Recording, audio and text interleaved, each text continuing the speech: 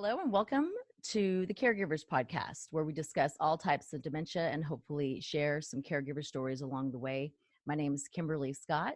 I am a part-time caregiver to my mother, who at the age of 65 was diagnosed with early onset dementia. And in 2019, I started the Caregivers Story in efforts to hopefully get people talking with their loved ones and having a tough conversation about the what if your loved one is diagnosed, then what? What's the plan? Because I really wish my mom and I had had that tough conversation before she was diagnosed. If you'd like to share your story or you have knowledge about dementia and want to be on the Caregiver Stories podcast, please visit thatkimberly.com to sign up for an interview. And while you're there, please pick the platform that you choose to prefer to listen to the podcast on, and maybe even possibly rate the podcast. So now that I got that out of the way, I'd like to introduce my guests today, Mary Ann Kampfe. Hi, Mary Ann. Hello, how are you? I'm doing great. Thank you so much for joining me today. Thank you. So give the listeners a little background about who you are and what led you to the work that you do today. Oh, thank you. I've written a book about caregiving called Dementia Dolls, A Daughter's Story, based on my experience. My experience with my parents. I'm an only child. Okay. My parents moved down to the shore to be near me in the year 2002. My dad had fallen and was diagnosed with macular degeneration. My mom was in her mid-70s. My dad was in his mid-80s. I was thrown into the sandwich generation. Oh, wow. Caring for my two children, and also being a chauffeur and friend to my parents, who were living in a new area and only knew my aunt who lived in the area. Okay. So my dad passed away in 2013. Mm-hmm. We moved my... Yeah. Wow. Okay. Yeah, thank you. He was 95. Okay. Really, he was sharp-witted. Okay. And I thought my mom was the same pretty much because she was caring for him in their apartment by herself. Oh. So that was their decision. I still think about it, that maybe it was too much for her. As soon as my mom moved in with us a year later in 2014, she began losing her perspective on what should happen. Mm-hmm. What am I eating for breakfast? What clothes am I wearing today? Okay. That surprised me. Okay. She was always in charge. So we received a diagnosis of dementia after a hospital stay. She had fallen in our house and hadn't broken any bones, but was diagnosed with frontal lobe dementia. Okay. Before that occurred, when she was living with you, was she walking around the house in something that you weren't normally used to seeing her in? What caused you to take her? Was it just because she fell and you decided to take her in, or were things before that? The thing that triggered the whole situation of her moving in with us was the fact that we visited her apartment one day with my daughter Veronica, and my mom had her iron in the oven. Oh, okay. And so my daughter said, "Grammy, what is your iron doing in the oven?" And my mom said, where else would I put it? Okay. So we thought something is really off here. Yeah. And so we moved her in immediately after that. Mm-hmm. And that's when she began deferring to me, which was interesting. That was a real change of pace. Uh-huh. And her confusion, she knew who we were. She understood what needed to be done as far as, going to the bathroom and things like that. But she was asking a whole lot of questions, and her short-term memory was totally gone, yeah. We realized. Mm-hmm. So that was hard on us. It was hard on her. Mm-hmm. And I think the best thing that happened to me was that I ran into a friend of mine who said, I'm getting my caregiver's license. And we brought her in part-time to give us a kind of a break. Yes. That was huge. Yeah, definitely. With, having someone live with you and becoming the parent, child becoming the parent scenario is definitely a struggle all the way around, because you're trying to do the right things for your loved one, especially your parents. And it's a 24/7. So good for you for, knowing to bring that person in to get a little bit of relief. Yes. And she was not only a caregiver, she became my mom's friend, mm-hmm. which was awesome. Yeah. My parents and I lived a very, I wouldn't say sheltered, but our friends were our family, mm-hmm. very much as far as my parents went. My dad was not a social type. Mm-hmm. So for my mom to have a friend, this woman is my age, Mm-hmm. for my mom to have a friend my age and connect with her on such a great level was really a gift. Yeah, definitely. It took a while to find somebody that my mom really enjoyed being around, but they pal around like friends, sometimes a little bit too much, but as long as Mm-hmm. they're laughing, I'm happy. So what advice would you give, someone who just learned that their loved one was diagnosed with dementia, or, they're having to become a caregiver? I think that my favorite Amazon review of my book said, Mary Ann and Josephine are perfectly imperfect, Uh-huh. which is exactly the description for me of how my caregiving was. And my mom would say the same thing.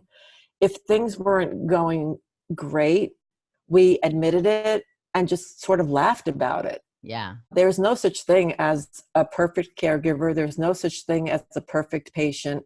You're Mm-hmm. far from it. Yeah. You're dealing with a lot. Yeah. This dementia diagnosis is the biggest thing I've ever had to wrap my head around. Yeah. And yeah, it's overwhelming. You're both overwhelmed. So to say, well, we're just going to live together and we're going to work this out, it's really, really difficult. Yeah.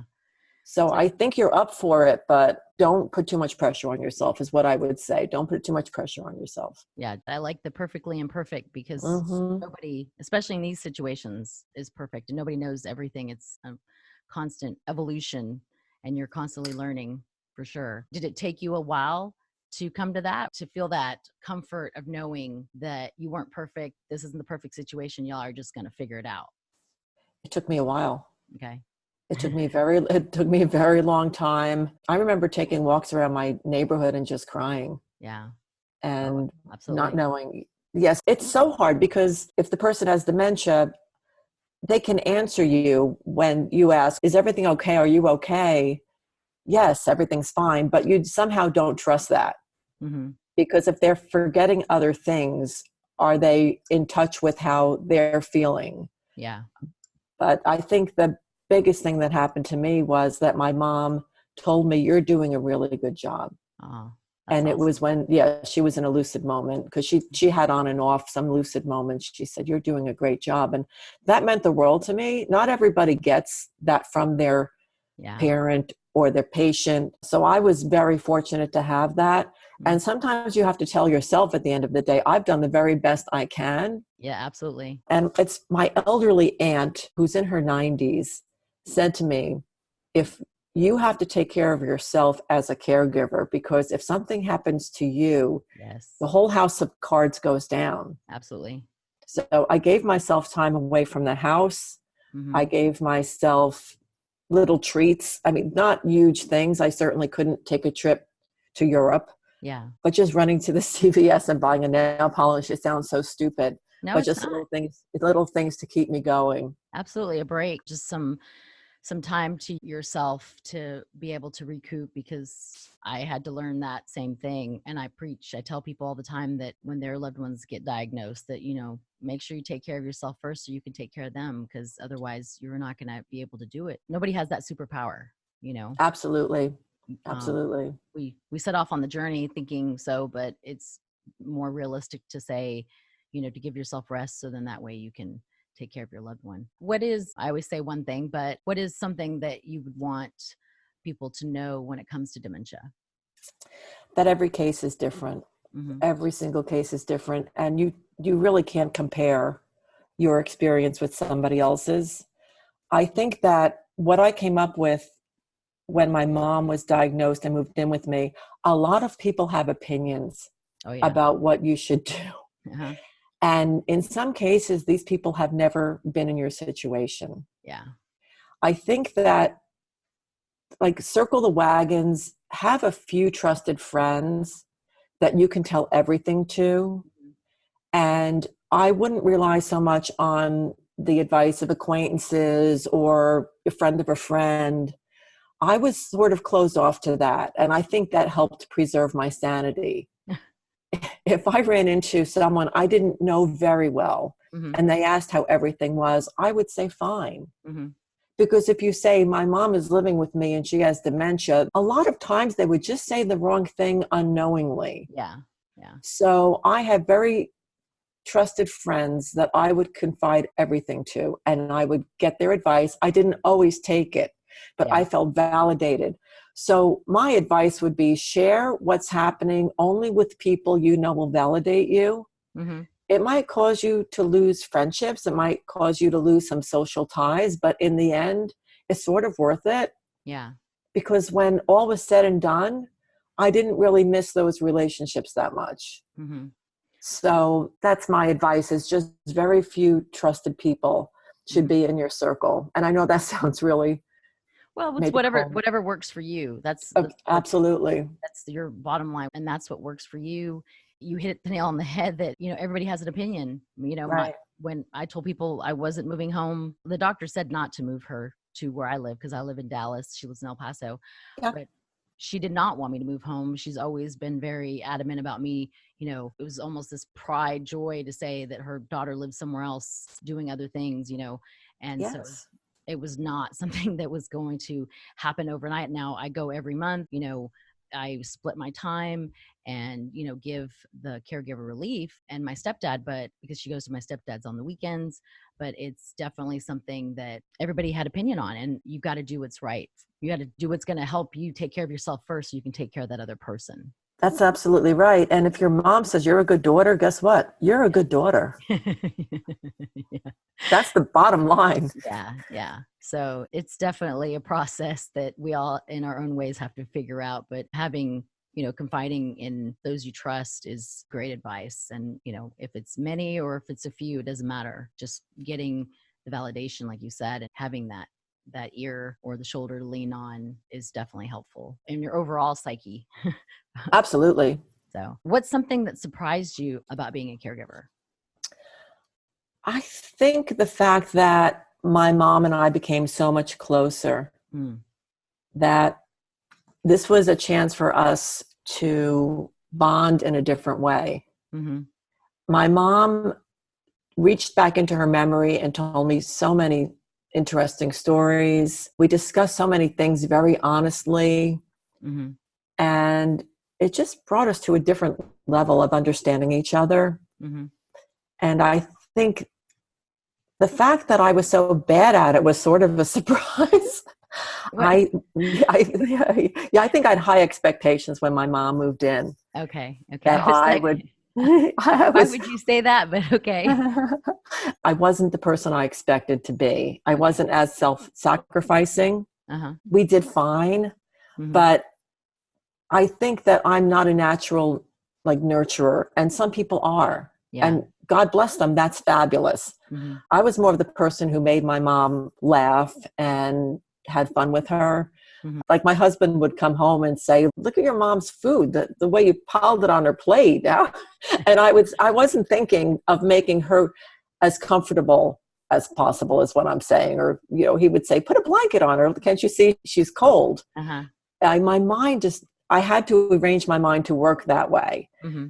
I improved, but I guess what I'm saying is we just made it work as we went along. I think that being a non-nurturer and being thrown into this role is what made it very interesting for me and probably entertaining for others. Yeah. And even if you're not the person who takes care of everybody, you can take care of your parent. The love is there, the care is there, the understanding is there. Absolutely. I always say, my mother brought me into this world, so I want to make sure she goes out with as much grace and dignity and love as humanly possible, because she gave me and my siblings that as children, so, and good for you for taking it on as a only child. That's definitely something that, another thing I tell people is, God gives you children because one of them's going to take care of you. So one of these days. Yes. Yes. For you to be able to step up and, do the things you have done for her and your father, that's, awesome. And, I applaud you, because it is a labor of love, especially from the child, on any standpoint, but to take care of a loved one, it is something that is a labor of love that is at the time the hardest thing you'll ever do, but then the most, joyful and rewarding thing at the same time. Absolutely. It's a monumental task. Mm-hmm. I was lucky that when my mom moved in, my husband was so supportive. He loves my mom. He's known her since he's 20 years old. He was great. My children were older. They were fabulous about it. And, when you talk about taking care of both my parents, I still remember a visit to a doctor's office. My dad was alive. The doctor was wonderful. Her receptionist I knew for years. I was taking my parents for their flu shot. Meanwhile, I had managed, I think, to get the flu. Oh. I was feeling very, very drained, but who else was going to bring them to the doctor to get this shot? So I brought my parents to the office and I seated them in the waiting room. And the receptionist said, "Your parents look great, but you look really bad." And I actually thanked her for noticing, because it really does become all about the elderly folks. And when you're the caregiver, you do kind of become invisible. Yeah. And that's even to yourself. Even to yourself. Yeah. And that's okay. But you just have to remember that you're there. Yeah. And one thing I always did with my parents is that we always had a cup of coffee at the Dunkin' Donuts after a doctor's visit. And I think really it sounded like a very trite thing, but it was something we looked forward to. It was a way to reconnect. It was a way to just take a breather. Yeah. And it gave my dad a chance to pull out his wallet and say, "I'm treating you to a cup of coffee." Yeah. And I still pass the Dunkin' Donuts, and I'm still a loyal Dunkin' Donuts customer because of those happy, happy memories. Yeah. That's awesome. And it gave him that, prideful moment, like you said, to pull out his wallet and say, "I got it. I'm taking, you take care of me during the day, all the time, or us, and I want to do this for you." Absolutely. That's so sweet. So tell folks a little bit about your book and how they can get in touch with you, if they want to learn more. Yes, my book is called Dementia Dolls, A Daughter's Story. It's available on Amazon. It's available from my publisher, which is We Do Publishing, WIDO. And you can also visit my website, www.elderskelter.net, or you can email me. My email is makampe@aol.com. The reason I say email is I do have copies of my book, and I will gladly sign one. Okay. If you would like one. I think the important part about my book, it does cover my mother's placement in a nursing home. Okay. Which I think is a very important aspect of this entire journey. How did you come up with Dementia Dolls as the name?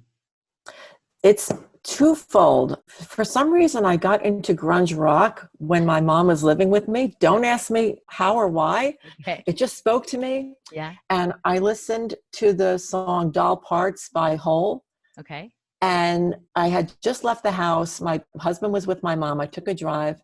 And in that song, it says, "Someday you will ache like I ache." And I had to pull over to the side of the road and cry. Oh. Because that's what elderly are telling us. Yeah. You're going to be here. Yeah. And I just thought Dementia Dolls, that's the name of my book. So it's an ode to Courtney Love. And that song, which I think is a great song, but it also harkens back to a story where my mom had her doll taken away from her on a Christmas day. It's something she never forgot. But despite that, my mom cared for her own mother in a beautiful, beautiful way. And I was a witness to that. So it's a multifold thing. And people still say, "My mom is so beautiful." They say she looks like a doll. Oh. Which is another part of it. She's just beautiful inside and out. I'm so darn proud of her. That's awesome. Well, I bet she is just as proud of you as well. And you should be just as proud of yourself as well for being that daughter that's stepping up to take care of, her parents the way Thank you are. you. So Thank you. I love the name, definitely. And I love the story of how it came to be. That's pretty cool. When you know, you just know, right? Absolutely. It hit me like a ton of bricks. Awesome. Well, thank you again, Mary Ann. I do appreciate you joining me today and sharing your story. For the tribe of listeners, thank you for listening. And if you know somebody who could use Mary Ann's story, please share this episode. And if you, again, would be so kind to rate this podcast whenever you're listening to it, whether it's on iTunes, Spotify, Google, SoundCloud, YouTube, Amazon, Alexa, I appreciate all the feedback. And to the caregivers listening, take care of yourself so you can continue to take care of others. And in the words of my friend Dottie Gandy, you have my undying love, gratitude, and admiration. And my final words again are, if you haven't had that tough conversation with your family members, please, please, please have that conversation. because tomorrow is promised to no one. Thank you, Mary Ann.